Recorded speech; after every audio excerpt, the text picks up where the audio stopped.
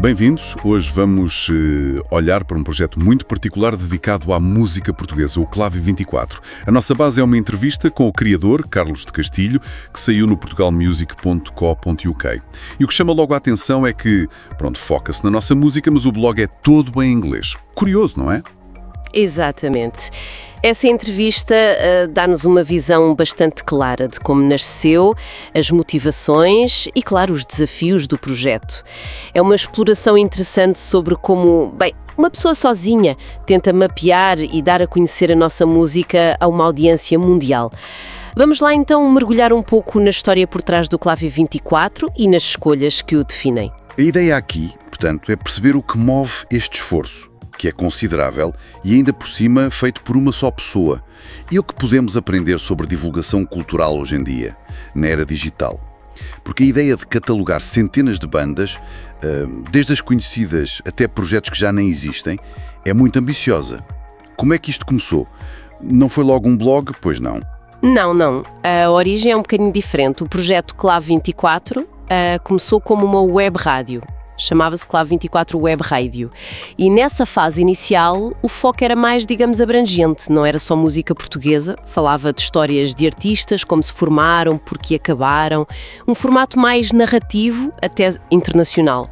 Uma web rádio, isso por si só já parece dar bastante trabalho. E a viragem, quando é que decidiu focar-se só na música portuguesa e mudar para um blog? Essa mudança aconteceu talvez uns 6 meses depois de arrancar com a rádio. Segundo o Carlos de Castilho, ele percebeu que o formato rádio talvez não fosse exatamente o que ele queria fazer naquele momento. E, mais importante, ao pesquisar online, ele identificou que lhe pareceu uma lacuna. Faltavam sítios, plataformas que divulgassem a música portuguesa para fora, em inglês. Ok. E essa constatação levou então a criar o blog Clave 24. Focado na nossa música, sim, mas escrita numa língua estrangeira. É uma escolha interessante. Qual foi a lógica para usar o inglês? A justificação que ele dá na entrevista é muito direta. O alcance global. A convicção dele é que o inglês funciona como uma chave, não é? Essencial para abrir portas internacionais à nossa música. Ele acredita que é por aí que se dá mais visibilidade aos artistas e, ao mesmo tempo, permite que o próprio site cresça e ganhe relevância a nível mundial. É interessante esta perspectiva pragmática, usar a língua franca global para promover uma cultura específica. Percebo a lógica. Claramente uma ambição de ir além fronteiras. E ele toca num ponto importante na entrevista. Diz que temos muita música boa, diversa, mas que às vezes nem nós, cá dentro, a valorizamos como devíamos. Ele até admite que descobriu muitas bandas portuguesas só nos últimos anos, precisamente por causa do trabalho de pesquisa para o blog. Isso diz muito. Sim, essa parte da descoberta pessoal parece ser um fator de motivação grande para ele. E o volume de trabalho reflete isso. A entrevista fala em mais de 300 bandas e artistas já listados no site. E claro, a pergunta que surge é: como é que uma pessoa sozinha consegue gerir e alimentar um arquivo desta dimensão? Exatamente. Organizar informação sobre 300 artistas, pesquisar, traduzir, publicar, parece uma tarefa, hercúlea para uma pessoa só. Qual é o método de trabalho que ele descreve? Ele é bastante transparente sobre isso. Descreve o processo como, lá está, pragmático. Admite abertamente que seria impossível reescrever tudo por palavras próprias. Biografias, histórias completas de cada artista, não haveria tempo nem energia, provavelmente. Por isso, o método passa por pesquisar em várias fontes. Sites oficiais dos artistas, Wikipédia, outros resumos biográficos que encontra online. Portanto, a base é recolher a informação que já existe. E depois, como é que isso se transforma num artigo no Clave 24? O passo seguinte é a curadoria. Ele seleciona os bocados de texto que acha mais importantes, mais informativos. Depois vem a tradução para inglês. E aí ele reconhece as limitações das ferramentas automáticas, tipo o Google Translate. Diz que o resultado nunca é perfeito, precisa sempre de revisão. Além do texto, o trabalho inclui encontrar imagens, claro, incorporar vídeos do YouTube, por exemplo, e adicionar links para o Spotify e outras plataformas para as pessoas poderem ouvir a música também. Ele usa a expressão, na entrevista, de ser em parte copiar e colar. Mas mesmo assim parece que há um trabalho significativo para além disso, não? Sem dúvida. Embora ele use essa expressão, copiar e colar, ele sublinha que o processo não é só mecânico. Implica ler, compreender a informação, escolher o que é relevante, que já é um ato de curadoria, fazer a tradução, rever, formatar o artigo, encontrar os multimédia certos. E ele destaca um aspecto que me pareceu crucial. O próprio processo de pesquisa e compilação é uma fonte de aprendizagem constante para ele.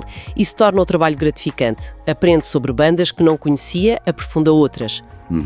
E essa abordagem de agregar e traduzir conteúdo de outras fontes levanta a questão dos direitos de autor ou da reação dos próprios artistas. Ele fala sobre isso? Sim, e há um ponto curioso. Ele afirma que, nos 2 anos de existência do blog, na altura da entrevista, nunca teve nenhuma queixa, nem dos artistas, nem das editoras. Pelo contrário, diz que até já recebeu feedback positivo. Coisas como gostos nas redes sociais por parte de bandas que ele mencionou. Dá o exemplo dos Alclémia. E qual é a justificação dele para essa aparente aceitação? A perspectiva que ele apresenta é que o Clave Volante 24 funciona, na prática, como publicidade gratuita para os artistas. Está a divulgar o trabalho deles numa plataforma internacional, em inglês, e pode chegar a novas audiências. Além disso, ele argumenta que usar tradução automática, com as suas alterações imperfeitas e inevitáveis, significa que o texto final nunca é uma cópia exata do original, e reforça que tenta sempre citar as fontes que usou. Talvez seja a combinação disto tudo, a divulgação, a tradução não ser literal e citar fontes, que explica a ausência de problemas. Ainda assim, o facto de ser um one-man show é impressionante. Olhando para a quantidade de conteúdo, a manutenção de um site, seria natural pensar que haveria pelo menos uma pequena equipa. É, de facto, um dos aspectos mais surpreendentes da entrevista. Não há equipa. Ponto final.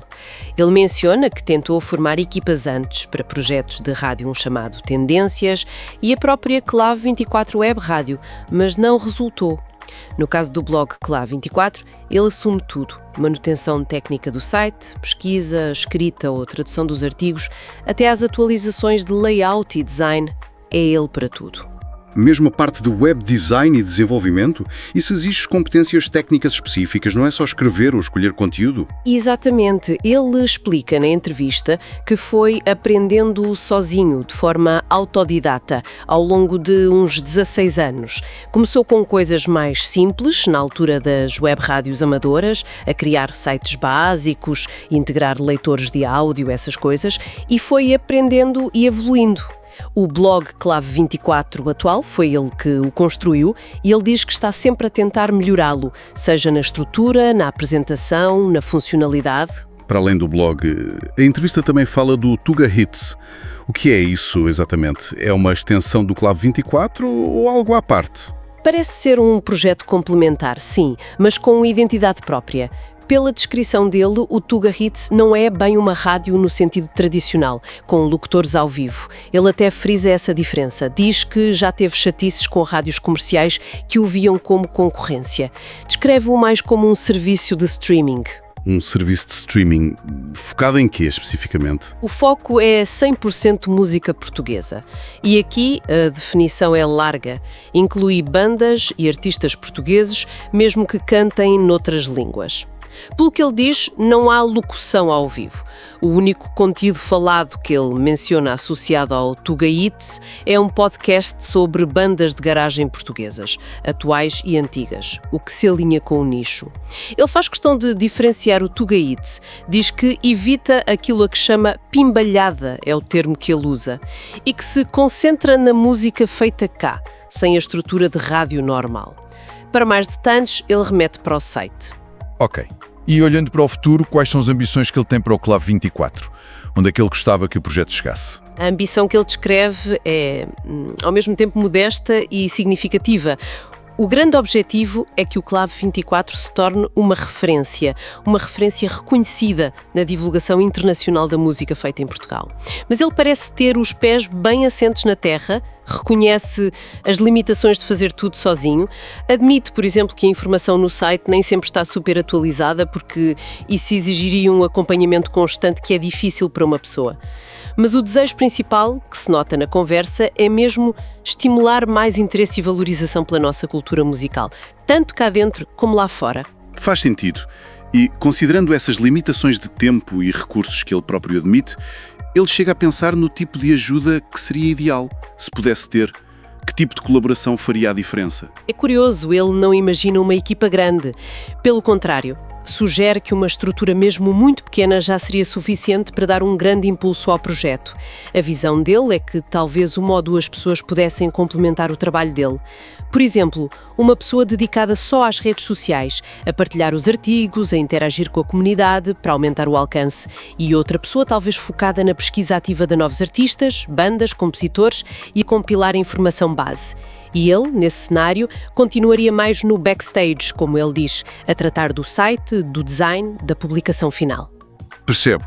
Uma divisão de tarefas focada nos pontos que devem consumir mais tempo. Então, o que retiramos disto tudo? Esta análise da entrevista mostra-nos o quê, no fundo? A mim revela duas coisas principais. Por um lado, a força incrível da paixão individual. Temos aqui uma pessoa que sozinha dedica imenso tempo e energia a promover a cultura musical do seu país, usando as ferramentas digitais que tem. É um testemunho do que a dedicação pessoal consegue fazer num nicho online. Mas, por outro lado, expõe também as realidades pragmáticas e os desafios deste tipo de iniciativa. Que desafios? Bem, a escolha do inglês, por exemplo, é estratégica para o alcance, claro, mas implica tradução e pode perder-se alguma nuance cultural. O método de agregar conteúdo é eficiente para ter volume, mas depende da qualidade das fontes e levanta questões sobre originalidade, profundidade, algo que ele próprio parece reconhecer ao focar-se na divulgação. E, claro, a sustentabilidade a longo prazo.